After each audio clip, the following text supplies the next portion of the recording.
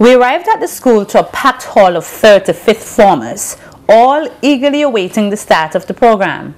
There was precious little time to waste, and so we got quickly into our presentation. We started off with a progress report on the airport, followed by a discussion on how students stand to benefit from the airport's construction. But how exactly would students benefit from this airport? In addition to the terminal building that you just saw, there will be a cargo terminal, and this is what the cargo building should look like. This is where if you have produce, whatever goods, manufactured goods, fish, anything that you have to send overseas, once it is load, cargo, you will bring it here and you will do your business from here. We have space for at least 2 jets to park along this cargo terminal to take your stuff out. So those of you who have parents or farmers who want to send produce overseas, or fishermen who want to send fish, or maybe they have a factory into manufacturing, they want to send their goods abroad, this is where they will do their business. Now there's some things that you need to know about the Argyle International Airport. First, the Argyle International Airport is being built now in 3 kilometers, and we're doing it that way to allow us this length for the runway strip. We started work there in August of 2008, so we are 2 years into construction. The planes coming into land at Argyle, they would approach from the southern end, and the southern end of Argyle is the Beckway end. Those of you who are familiar with Argyle, Stubbs, Mont Pleasant area, you know the Beckway end. So planes coming in will come over Beckway, they will land on the strip, and they will taxi down to the terminal building. When they are leaving St. Vincent, they will take off on the Peruvian Vale end. Right? So you come in on the south and you depart on the north. Unlike Annisville right now, when you come in on the south, you leave on the south. You go back the same way. So there will be a change. The runway strip is 9,000 feet long, and that will help us to accommodate planes as large as the Boeing 747-400. It means that planes carrying 400 plus passengers would be able to land at Argyle International. And that would be the biggest plane that would be able to land here. Small planes could land, of course, medium-sized ones, but nothing bigger than this one, because our runway strip is only 9,000 feet. If we had to get bigger planes to land, we have to have a longer runway strip, when we don't have the land or the money for that right now. So that is what we're working towards. So that is going to be a boost over what we now have, which is maximum 48 coming in on Liat, right? So just imagine with more airlift, more people able to come to St. Vincent, how that could move our country. The terminal building is designed to accommodate 800 passengers per peak hour. That means that at the busiest hour at the airport, we could handle 800 passengers at that time. 800, break it down however you want, 400 coming in, 4 going out, 2 coming in, 6 going out, whatever. We could handle 800.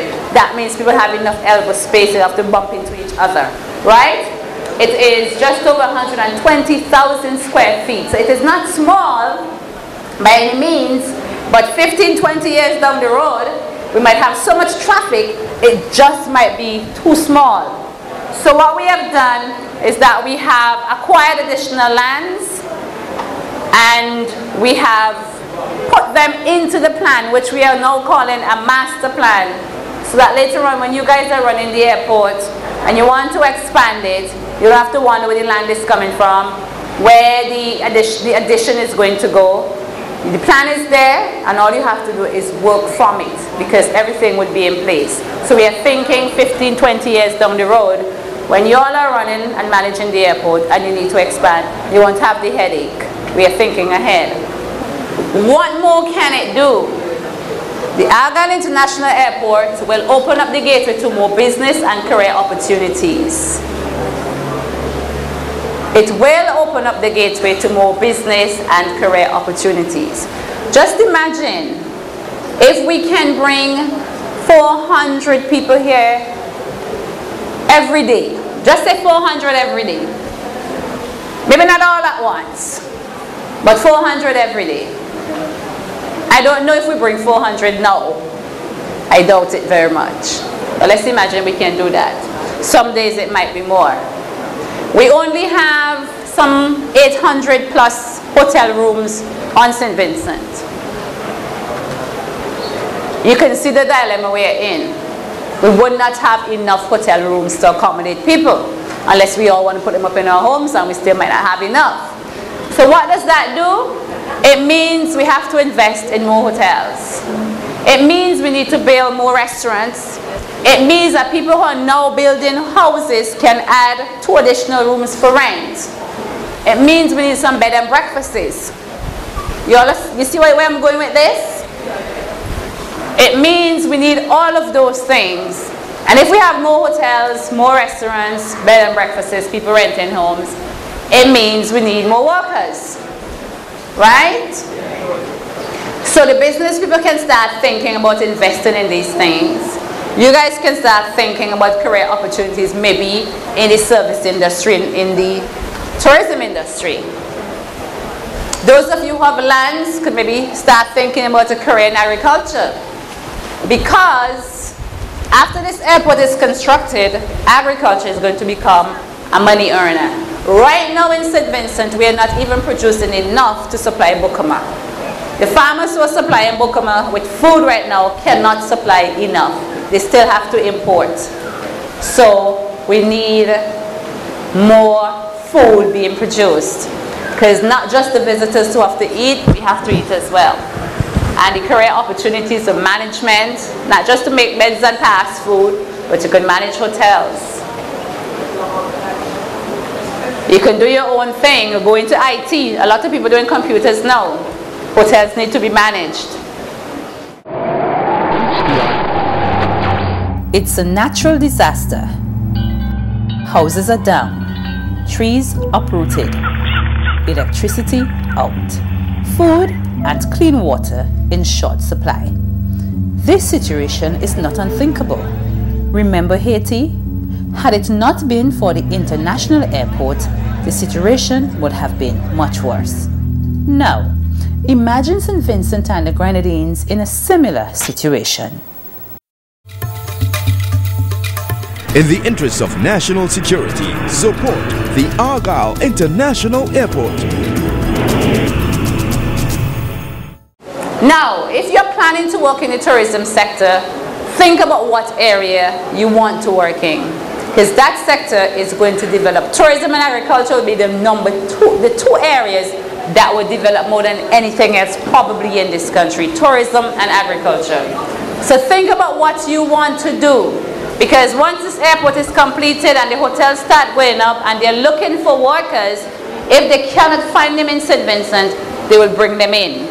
Remember CSME, people are being given certificates to work in each other's countries, and it is going to become very competitive. It is already very competitive, so you have to prepare yourselves to get these jobs. Following these updates, the floor was opened for students to ask their questions or make comments about the project.